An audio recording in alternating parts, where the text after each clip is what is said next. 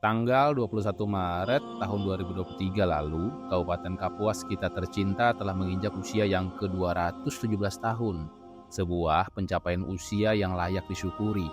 Kabupaten tertua di Kalimantan Tengah ini telah menjadi bukti sejarah betapa kearifan lokal masyarakatnya yang kuat dan ramah tamahnya mampu menciptakan peradaban yang telah hidup selama 2 abad lamanya. Hanya saja, sebagai ibu dari penduduk yang berjumlah 416.200 jiwa ini, masih harus berkutat dengan persoalan kemiskinan yang begitu tinggi. Berdasarkan data dari Badan Pusat Statistik atau BPS, di tahun 2021 saja 5,35% atau sekitar 19.450 jiwa penduduk Kapuas tercatat masih berada di bawah garis kemiskinan. Angka ini naik jika dibandingkan dengan tahun 2020 yang mencatatkan penduduk miskin sebesar 5,4%. Dan sekitar 4,91% lainnya atau sekitar 20.435 jiwa masih tercatat sebagai pengangguran. Angka ini tentu sangat tinggi dan menempatkan Kapuas sebagai kabupaten dengan jumlah persentase penduduk miskin terbesar urutan keempat di Kalimantan Tengah setelah Seruyan, Barito Timur, dan Bulung Raya.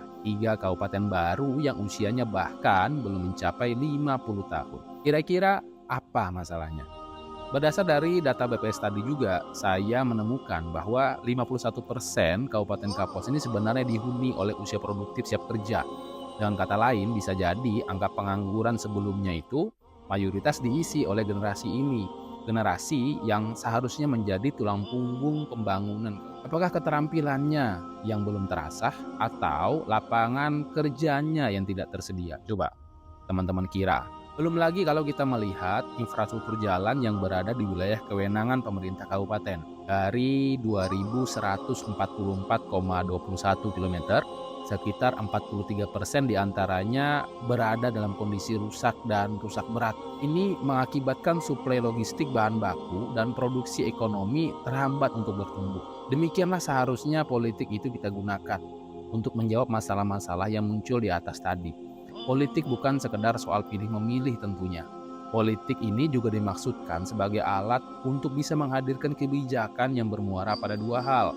Yang pertama adalah terdistribusinya kekayaan atau kesejahteraan dan menghadirkan keadilan ke tengah-tengah masyarakat yang hidup dan tinggal di wilayah itu.